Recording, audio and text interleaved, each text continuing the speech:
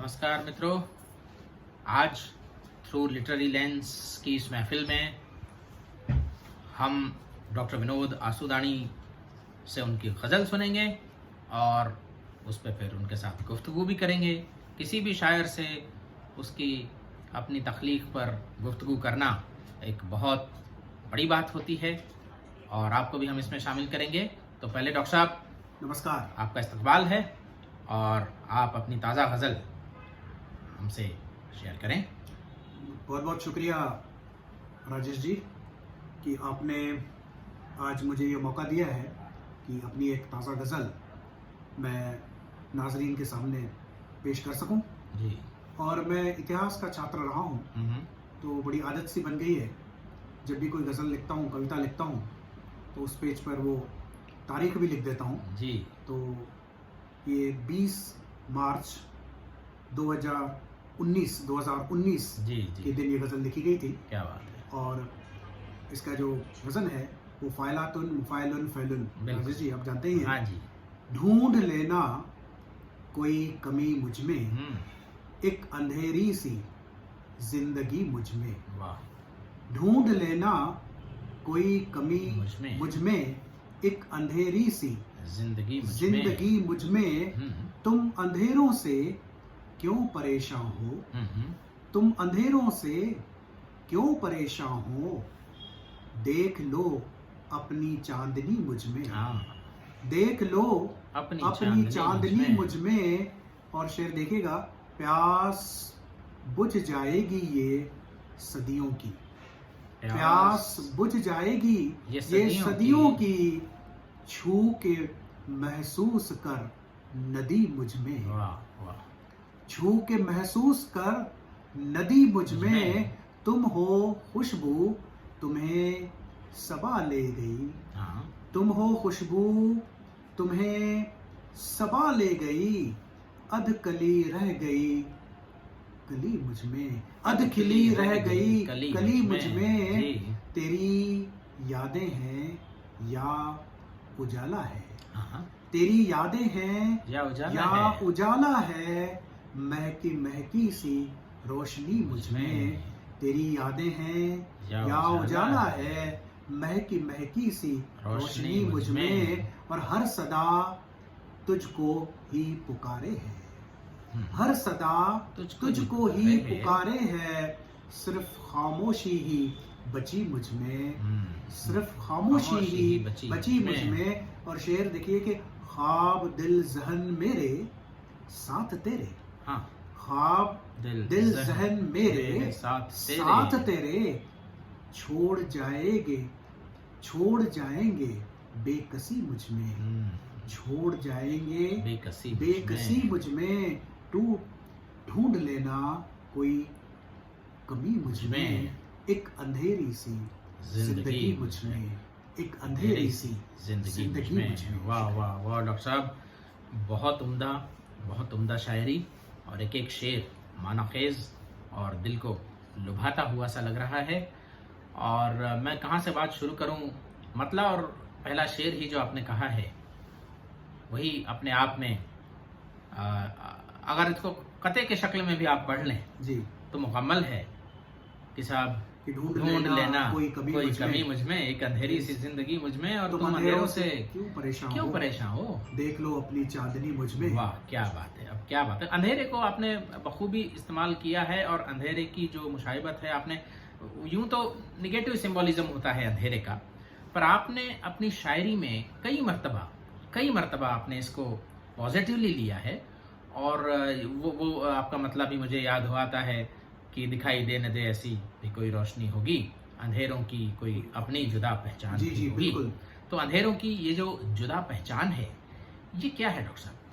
मैं ये मानता हूँ कि बहुत बार हमारा जो विमर्श है, जो डिस्कोर्स है जी, वो कुछ चीज़ों को निगेटिवली एसोसिएट करता है।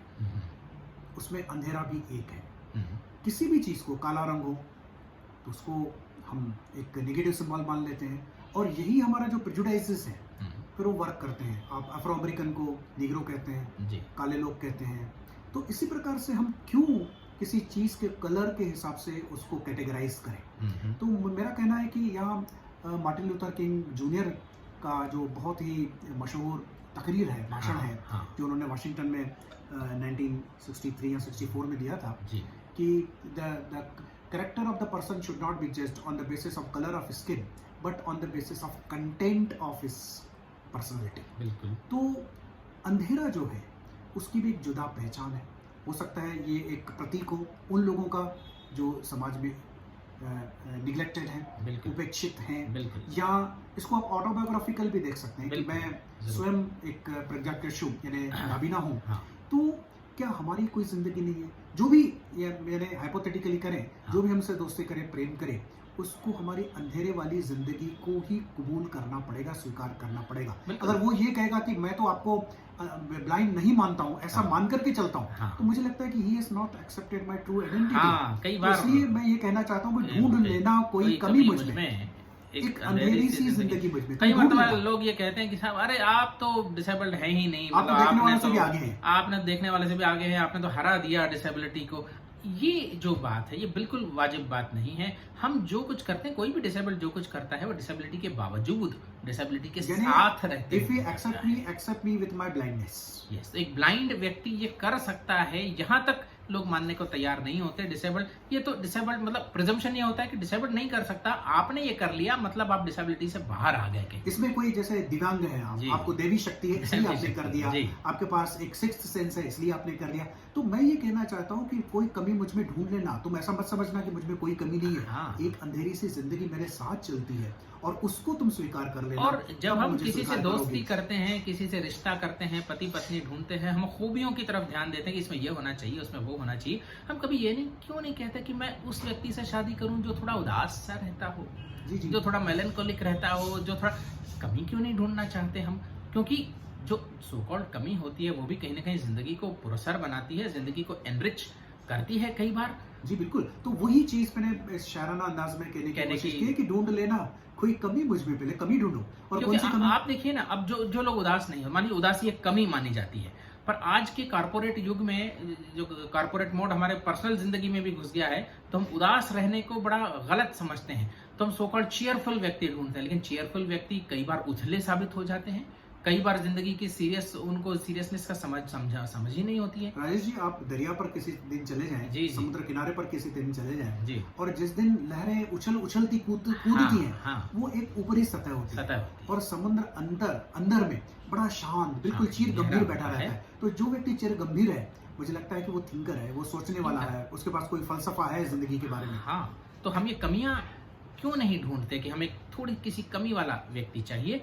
वही कि मुझे ये डर है तेरी आरज़ू न मिट जाए, कई दिनों से तबीयत मेरी उदास नहीं। वाह वाह वाह राजेश जी। तो ये बात हो सकती है। और इस शेर पर खास चाहूंगा कि प्यास बुझ जाएगी ये सदियों की, छू के महसूस कर नदी मुझ में। क्या बात है साहब, क्या ये तो आपने जो सो कॉल्ड एब्स्ट्रैक्ट डायमेंशंस हैं प्यास के, उसको कितना कॉन्क्रीट मूर्त रूप दे दिया है कि भाई प्यास बुझ जाएगी ये सदियों की। और खासकर मैं आपका ध्यान चाहूंगा कि छू के महसूस कर नदी मुझ में। नदी का पानी पिया जाता है, प्यास पीने से बुझती है, लेकिन ये महसूस करना है नदी को, और छू कर महसूस जब करेंगे उसी से प्यास बुझ जाएगी। मैं राजेश जी डिसेबिलिटी डिस्कोर्स पे आना चाहूंगा कि प्यास छू कर कैसे बुझती है। जी जी जी। तो ये चीजें हमने वैसे भी छूने को बहुत नजरअंदाज किया हुआ है, हालांकि है बहुत इंपॉर्टेंट, है बहुत जड़ में, प्यार व्यार की जड़ में भी छूना छुपा हुआ है। लेकिन हमने इस सरफेसिकल युग में, सतही युग में छूने को तो हाथ से छू के इसे रिश्तों का इल्जाम न दो कह दिया है। तो ये जो छूकर प्यास बुझने वाली जो बात है, स्पर्श की अनुभूति है, और स्पर्श के जो अलग अलग आयाम है, स्पर्श के नदी को छूना अपने आप में, ये जो इमेज है कि वो जो तासीर पानी की आपको छू के ही मिल जाएगी, पीने की जरूरत थोड़ी है, हर बार वो पीने की थोड़ी आपको जरूरत पड़ेगी। तो ये जो सूक्ष्म सी बात आपने यहाँ कही है, वही मैं इसी पर आ रहा हूँ कि छूने के जो अलग अलग आयाम हैं, right from the consummation of the love in the sexual terms to the mutual connect. हाँ विनोद जी, मैं एक बात पर आपका ध्यान चाहूंगा, एक बात पर आपके विचार चाहूंगा। हमने जो खास करके हमारी भारतीय दशा में, भारतीय संस्कृति में छूने को सामाजिक स्वीकृति नहीं दी है। छूने से हम केवल कंज्यूमेशन, लैंगिक, सेक्सुअली चले जाते हैं, वो तो है ही है। लेकिन मुझे बताइए कि आज जब बेटी बड़ी होती है तो उसको बाप छूता नहीं है, क्यों? गले नहीं लगाता, गले नहीं लगाता है, क्यों हो रहा है ऐसा? मुझे लगता है कि हम इसको, मैंने पहले भी कहीं कहा है, हम ओरिएंटल कॉम्प्लेक्स कहता हूं मैं इसे, उससे ग्रस्त हैं जी। हमें एक पूर्वाग्रह जिसको कहते हैं, एक फिक्सेशन हो गया है हमारे पास कि छूना जो है उसमें हमेशा ही हम एरोटिक सेक्स ढूंढते हैं। हालांकि ऐसा है नहीं। शायद कहीं ना कहीं हमारा ये कुंठा के नतीजा ही है कि हम इतने कुंठित हो चुके हैं उस मामले में कि साधारण से हाथ पकड़ने को, गले लगाने को भी हम बड़ा अजीब तरीके से ले लेते हैं और उसे गलत तरीके से ले लेते हैं। मुझे लगता है कहीं ना कहीं हमें ओपन अप होने की जरूरत है, और शायद नई पीढ़ी ऐसा हो भी रही है, किंतु नई पीढ़ी उसको सोच करके ओपन नहीं हो रही है। It is in the imitation of the west. तो किसी भी चीज को अगर आप कॉपी करोगे तो आप पास नहीं हो सकते। भाई छूने में सेक्सुअल डायमेंशन जरूर है, लेकिन सेक्सुअल डायमेंशन में भी कई सारे डायमेंशन अंतर्निहित हैं। केवल संभोग का डायमेंशन उसमें नहीं है, और दूसरा छूने में एक ह्यूमन डायमेंशन है, एक इंसानी डायमेंशन भी है। और हम नाबीना होने के नाते, तो मैं कई बार, आपने भी ये अनुभव किया होगा कि कोई जब हाथ पकड़ के ले जाता है तो दुनिया का अप्रोच ही बदल जाता है, दुनिया की नजरें ही बदल जाती है। विचित्र लोग हैं।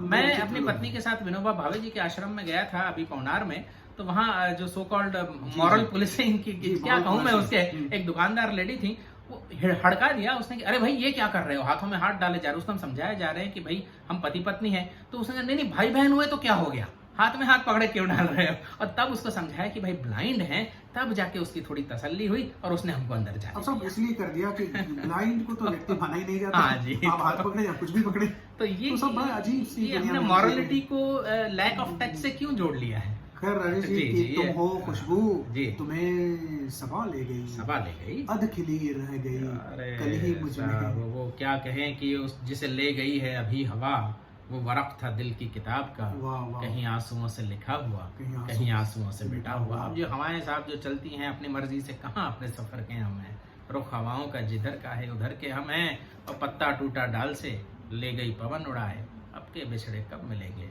दूर पड़ेंगे जाए। जी जी, तेरी यादें हैं या उजाले हैं, महकी महकी सी रोशनी। साहब बशीर बद्र साहब ने फरमाया था कि उजाले तेरी यादों, उनकी यादों के हमारे साथ रहने, अपनी यादों के उजाले अपनी यादों के हमारे साथ रहने दो, न जाने किस गली में जिंदगी की शाम हो जाए। अब यहाँ तो परमिशन भी आप नहीं ले रहे हैं। परमिशन, वैसे भी मैं तो कहूँगा यादों के लिए परमिशन क्यों ली जाए साहब? यादें तो निजी संपत्ति हैं, आपकी यादें हमारे जहन में हमेशा रह सकती हैं, उसके लिए आपकी परमिशन की थोड़ी आवश्यकता है। तो हमारे जो दिल में, पढ़िए साहब ये शेर बड़ा लाजवाब शेर है। तेरी यादें हैं हाँ या उजाले हैं, महकी महकी सी रोशनी मुझ में। वो तो है साहब, आपकी इजाजत की जरूरत नहीं है, वो तो हमारे दिल में हमेशा रहेंगी। याद करने पे थोड़ी किसी का बस चलता है। तो बिल्कुल लाजवाब शेर, बड़ा नाजुक शेर। हर सदा तुझको ही पुकारे है, सिर्फ खामोशी ही बची बस। मैंने तो जी जान से तुम्हें पुकारने में अपनी जिंदगी सारी लगा दी, सब जी जान से पुकारा ही पुकारा तुम्हें, अब तो खामोशी मुझ में बस गई है। ख्वाब दिल जहन मेरे साथ तेरे, हाँ छोड़ जाओगे बेकसी मुझ में। फिर देखिए, अब तो पुकारने तक बात थी पिछले शेर में, तो इस बात में तो सब कुछ, ख्वाब दिल जहन सभी साथ ले गए, वो तो अब तो केवल बेकसी, मैं तो केवल बेकस रह गया, हेल्पलेस रह गया हूँ, सारा घर ले गया, घर छोड़ के जाने वाला, यही बात हो गई। तो पूरी तरह जो समर्पण होता है प्रेमी या प्रेमिका के प्रति, या किसी भी दूसरे के प्रति, ये उसकी पराकाष्ठा है कि इंसान फिर बेकस रह जाता है, बस अकेला रह जाता है, खुद बड़ी ही निरीह अवस्था में रह जाता है उसके बाद। जी, तो दर्द भी, पीड़ा जो है वो शायरी का अहम हिस्सा होती है, और जिंदगी का भी अहम हिस्सा होती है, क्योंकि कहते हैं ना 3/4 ऑफ लाइफ इज सैरो, जैसे शेक्सपियर कहते हैं। और वो कहीं ना कहीं सच्चाई है, क्योंकि जो खुशी है, हैप्पीनेस है, शायद वो सिचुएशनल है, किंतु पीड़ा या दर्द है वो यूनिवर्सल है। अब क्यों है ऐसा, ये तो शायद फिलोसोफर ही जाने, थिंकर्स ही जाने। शायरों को तो बस दर्द है, तो दर्द से काम चलाना है। बिल्कुल, और दर्द से अच्छी तरह काम चल भी रहा है, और बिल्कुल उम्दा से उम्दातर गज़लें, उम्दातर शायरी जी सामने आ रही है, और ये यूनिवर्सल इमोशंस जिनको आप इसमें ले आते हैं, बहुत दूर तक का सफ़र तय करेंगी, हमारे सामाइन के मनों में, दिलो जहन में ये चीज़ें बसेंगी और बिल्कुल वो से मुतासिर होंगे, मुझे तो यही लगता है। तो आप सबका बहुत बहुत शुक्रिया। ये गज़ल पर हमने गुफ्तगू भी की। केवल गज़ल सुनना एक बात है, उस पर गुफ्तगू करना दूसरी बात है। तो ऐसे ही हम आगे भी आते रहेंगे, आपके साथ मिलते रहेंगे। खुदा हाफिज़। खुदा हाफिज़, नमस्कार।